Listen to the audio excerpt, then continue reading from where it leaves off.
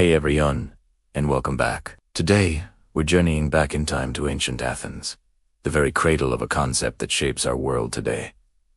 Democracy. But this wasn't a sudden revolution.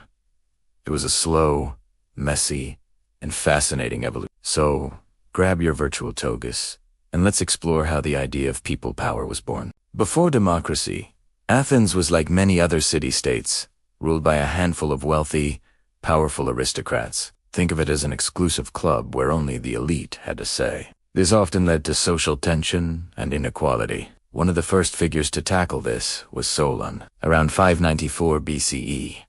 He wasn't a democrat, but his reforms were crucial. He canceled debts and tried to create a fairer social balance, planting the very first seeds for broader political participation. However, these changes didn't stick immediately. Athens fell into a period of civil strife and was even ruled by tyrants, but this turmoil created a power vacuum, a critical moment where something entirely new could emerge. The year is 508 BCE, and a man named Cleisthenes steps onto the political stage. He's often called the father of Athenian democracy for a reason. To break the stranglehold of the powerful aristocratic families, he came up with a revolutionary idea. Instead of organizing citizens by their family lineage, which kept the same old clans in charge, he reorganized them into 10 new tribes based on where they lived. It was a brilliant move. Suddenly, your political identity wasn't about who your ancestors were, but about who your neighbors were. This simple change diluted the power of the old elites and forced people from different backgrounds to work together, creating a more unified and inclusive political body for the first time.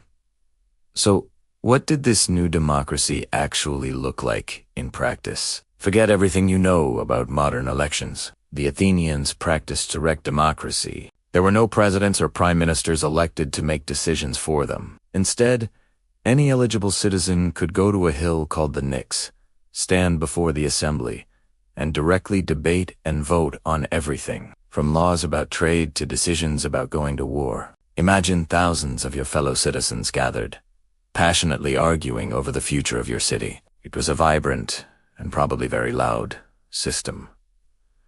Participation was the key. To ensure that even poorer citizens could afford to take time off work to serve on juries, they were even paid for their time. It was a radical idea that civic duty was a right for all, not just a privilege for the wealthy. But Athenian democracy also had a feature that sounds pretty wild to us today: ostracism. Once a year, citizens could vote to kick someone out of the city for 10 years. This wasn't a punishment for a crime, but a preventative measure. If a politician or general became too powerful or popular, and people feared they might become a tyrant, they could be voted into exile. It was a powerful check on ambition, a way for the people to say, no one is above the state.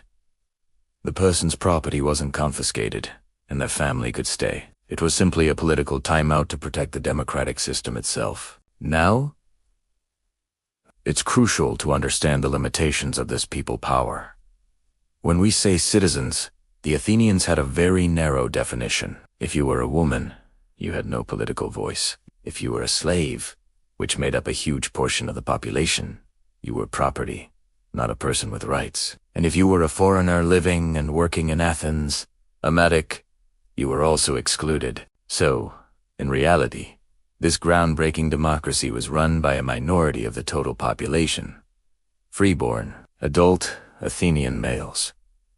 It was an exclusive club, but the principles had established that citizens should rule themselves. That debate is essential, and that power should be distributed were revolutionary. These ideas laid the foundational stones upon which centuries of political thought, including our own modern democracies, would be built. Thanks so much for joining me on this deep dive into ancient Athens. It's incredible to see the origins of ideas we often take for granted. If you enjoyed this journey through history, please hit that like button, and don't forget to subscribe and ring the bell so you don't miss our next adventure. See you in the next video.